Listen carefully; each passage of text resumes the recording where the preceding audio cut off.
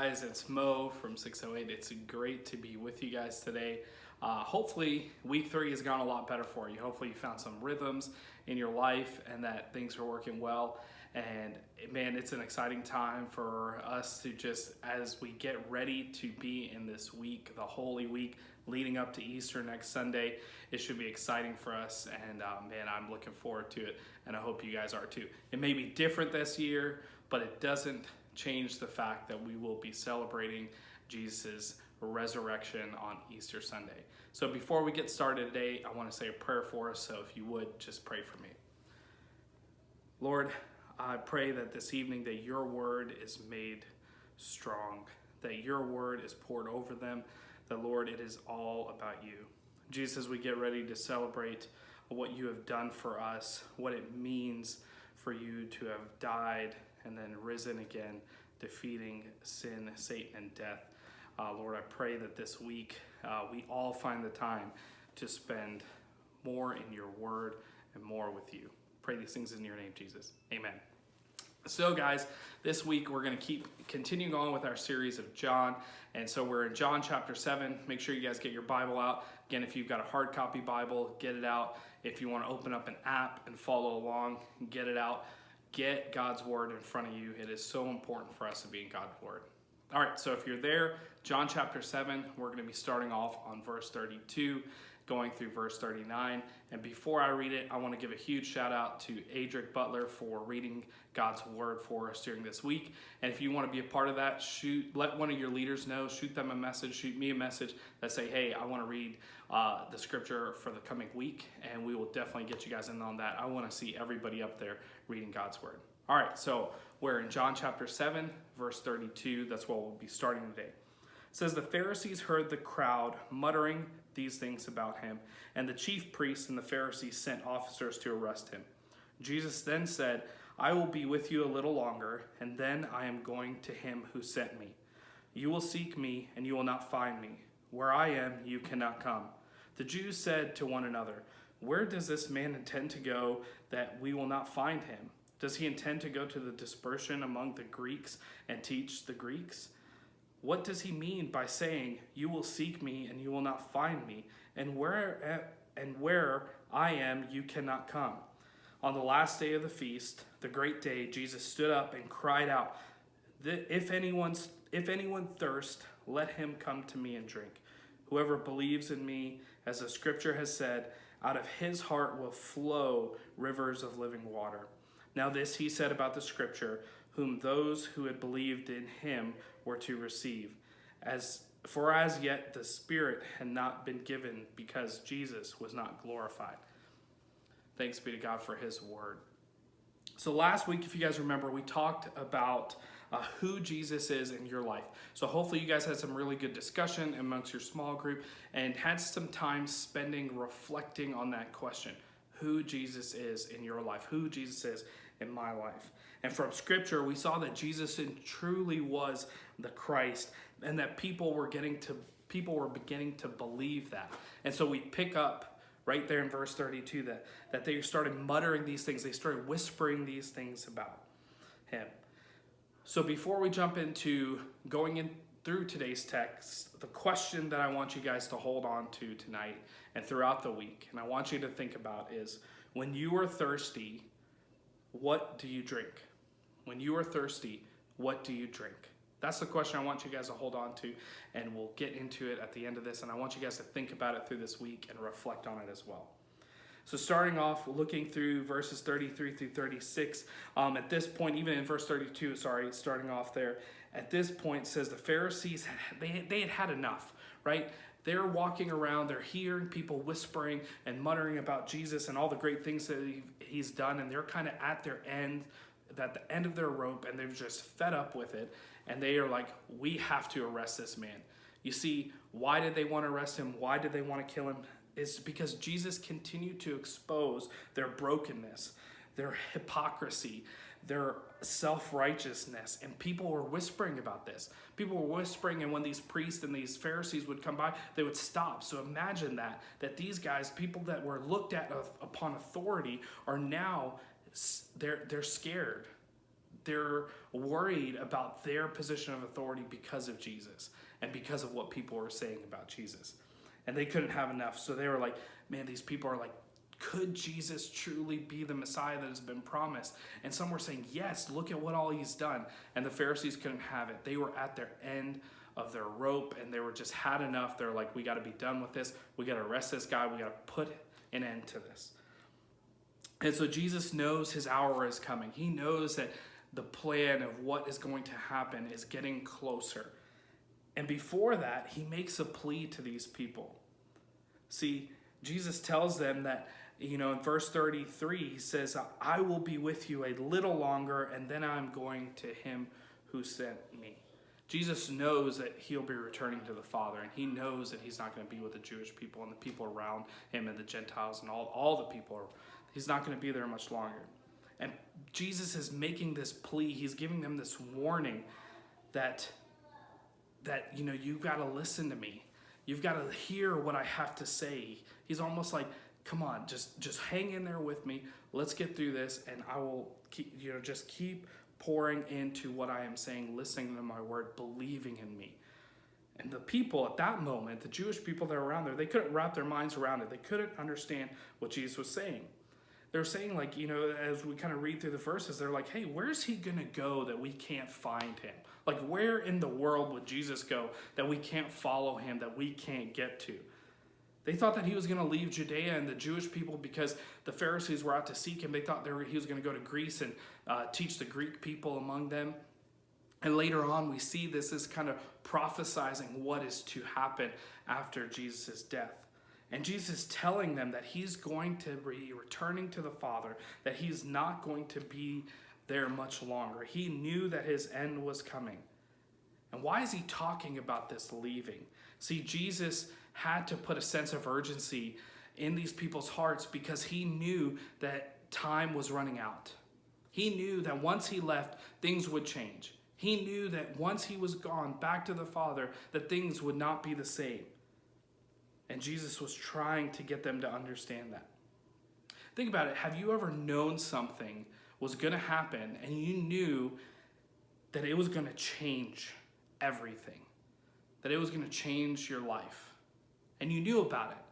And man, you're holding on. You're like, maybe it's a change that you wanted to happen, so you're like trying to speed up life to get to it. Maybe it was a change that you didn't want to happen because you knew you didn't want everything to be changed. Maybe that change was a moving to a new city. Maybe you're coming to Las Vegas. Maybe you're leaving Las Vegas.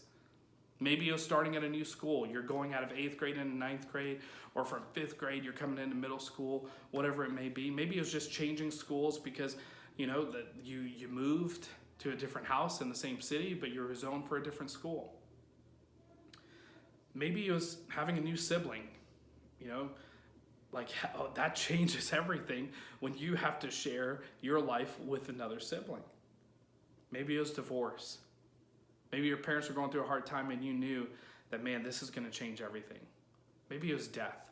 Maybe somebody died in your life that meant a whole lot and it changed everything now having that person there. Maybe it was sickness. See, when we know something's going to happen, it almost creates this sense of urgency in our life. Like, think about when people started hearing about this coronavirus. It created a sense of urgency for people to go out and buy things and stock up on things and have supplies.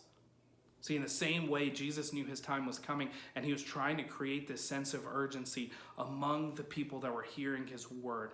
You have to believe. You have to know what is going to happen. You see, even now, knowing that Jesus defeated death and he is alive, we still haven't defeated death on our own. We still, too, will die. Look around us with this virus and everything that is going on. It is causing death in our lives around us. People are dying of this. That is the truth. That is the reality. We have not escaped death. Changing the way we live and interact, this whole virus has just caused everything to change. The way we do it. I mean, we can't even be in front of each other right now. We can't be with each other, with our friends, sitting around normal 608. Instead, we're sitting in our homes watching this either on our phones or our computers or on the TV. And then we're going to get on these Zoom calls and talk to each other, which is phenomenal. But it has changed the way we do everything right now. You see, Jesus knew his time was coming and that his hour was nearing and it was going to change everything. And he was pleading to these people. He was pleading to the people hearing him, saying, you have to make this decision. It wasn't a surprise to God of what was going to happen. Even just like now, this isn't a surprise to God. He knew about this virus. And through this, we will still see his glory. His glory will still shine through and after this. For years to come, we'll talk about this, and who knows what greatness will come out of this and how much God will be glorified, but his glory will shine through this. So what was Jesus warning the people about? What is Jesus even warning us about? He's warning us and he's pleading to us, and we have to make a decision. See, we have to make the decision to accept the invitation from Jesus. We don't have endless time to wait and to figure it out and to get it done. And what's that invitation? Well, let's continue on. Let's look through the last couple verses. In verse 37, it says, on the last day of the feast, the great day, Jesus stood up and cried out, if anyone thirsts, let him come to me and drink. Whoever believes in me, as the scripture has said, out of his heart will flow rivers of living water. Now this he said about the Spirit, whom those who believed in him were to receive. For as yet the Spirit had not been given, because Jesus had not yet been glorified. So it's the last day of the feast, and Jesus is crying out, and we see this. He's crying out in verse 39. He says, on the last day of the feast, he stood up and he cried out, if anyone thirst, let him come to me and drink. And we have to remember, what's this festival about? This festival is the Festival of Booths. And what was it about? Why were they doing this? They were remembering when God led his people through the wilderness, through the desert. And in that desert, you get thirsty, right? Imagine if you're in a desert. You don't have to imagine. You are in a desert. You live in a desert. So you know what it's like to be thirsty. There's nothing to drink. You're going to die. See, Jesus is warning these people that if you're thirsty and you don't drink, you too will die. Have you ever been thirsty? And every one of us should be saying yes. We should all be like, yeah, I've been thirsty. I live in the desert. I've been through the summer of the desert. I know what it's like to be outside and being thirsty, where you're like, I can't wait to get water in me. It reminds me of a time when we first moved to Vegas. We moved in right in the middle of June. It was our first summer. We'd never been to Vegas before. Most of the time we grew up in Florida. We lived in Texas for a while, so there's a lot of humidity, a lot of moisture in the air. But when we came out here, the first thing that we heard, and the first thing I remember when I met my new boss was, he said, drink lots of water. And I'm like, okay, Captain Obvious. Like, yeah, of course I'm gonna drink water. I truly didn't grasp a hold of what he was trying to say. You see, as we were out exploring this new huge city, the city we came to before wasn't as big, I found myself just continuing to do what I normally do. In the normal rhythms of life, I would just drink maybe a little bit of water, a lot of soda, and I just didn't really pay attention to making sure I had enough water. And out of that, man, I truly did not understand what he was warning me of as far as drinking. And I was wrong. I got dehydrated. I learned really quick how important drinking water was in the desert. You see, the Jews, when they heard Jesus talking about this water and being thirsty, during this time specifically, when they're remembering what their great ancestors had gone through when they were in the desert with God, they would understand the importance of this water and this thirst and what it meant. See, the Old Testament, especially during that time, there's so many references to water. God used water in so many different ways to care for people, to show people that he was powerful, that he was omnipotent, that he was there, that he would provide for them. You see, water in the desert, and our desert as well, it means life. Living in Las Vegas, we get to see that and we experience it. Man, do any of you have grass or have tried to grow something like a plant outside? It takes a ton of water for it to grow. We understand that water means life, that it is there to prevent death. See, Jesus' invitation is to not drink water just to quench our thirst, to make our tongues moist, to make our throats not dry. No, see, what Jesus' invitation is to have a river of never-ending life coming through our hearts because of the Holy Spirit, and it'll never run dry. Physically, we're all dying. Like physically, our bodies are dying, and there's nothing that we can do about it. We can't prevent it. And Jesus is offering us lasting life beyond this earthly life. So why are we warned that we need to make this decision to accept this invitation? The reason, the warning, and the reason that Jesus is pleading, and the reason that you hear even your small groups leader pouring into you, and your parents and people around you pouring into you, is that we have an expiration date. And we only get to accept this invitation one time, and that is while we're alive. See, after death, we don't have the opportunity to accept this invitation that Jesus has extended to us. That's why it's so important for us to accept that invitation. That's why Jesus is pleading to them.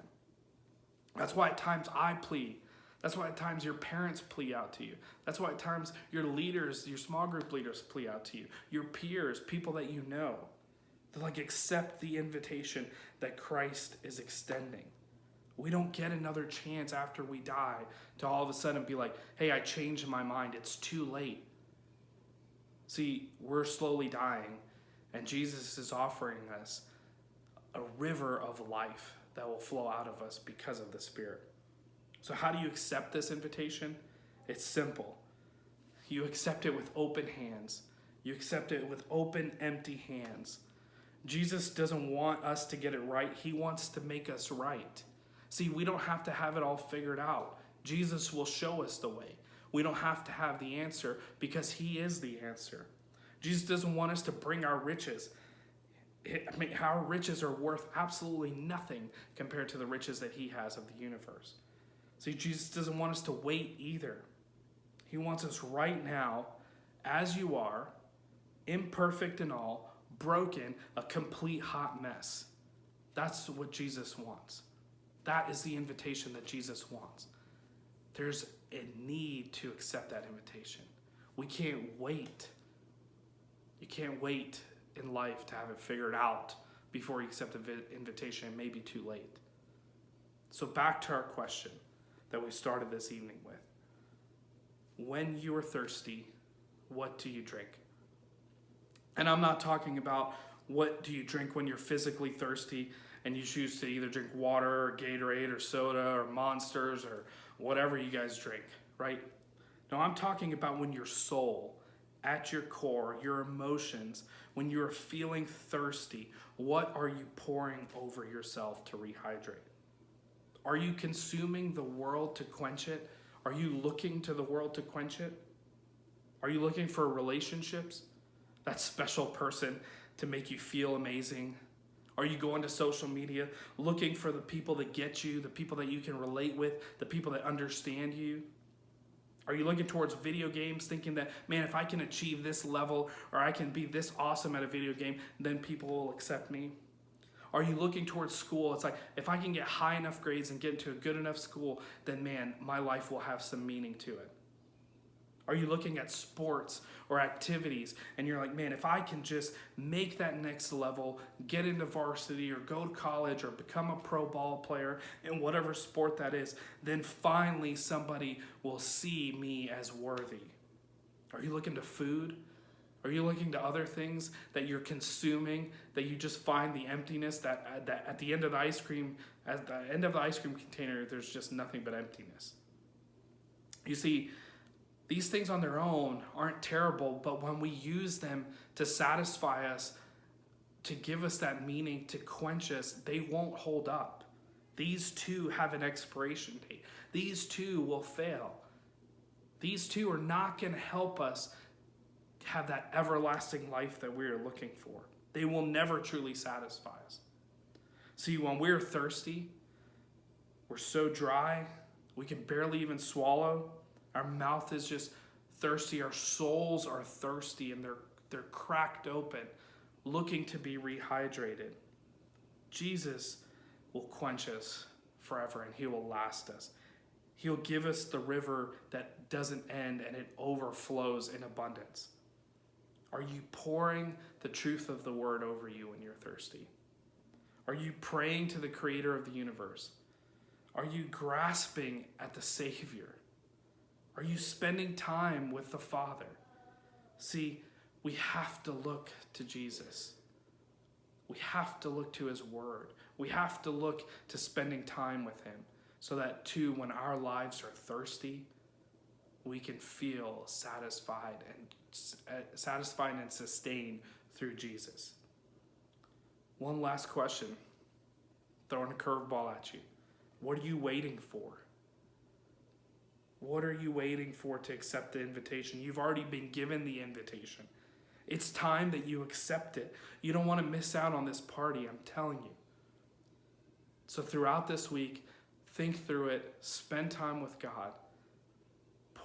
Have his word poured over you. Spend time with him. Pray, reach out, journal, seek him. I know you guys have more time than you probably have had before. It's spring break, so most of you probably don't have a lot of work that you should be doing. Spend time with God, devote it to him. As we go into this Holy Week, look at what that means to spend time with God as we lead into Good Friday, where we look to Jesus' death on the cross and what that meant. And then we celebrate on Easter Sunday because Jesus is alive and he is resurrected and he is in heaven. Spend time with Jesus this week. Allow him to quench your thirst. Let me pray for us. Jesus, I pray that you are the overflowing life in each of these students. For those that are dry, God, I pray that the floodgates of their hearts are opened and that you come through like a tidal wave.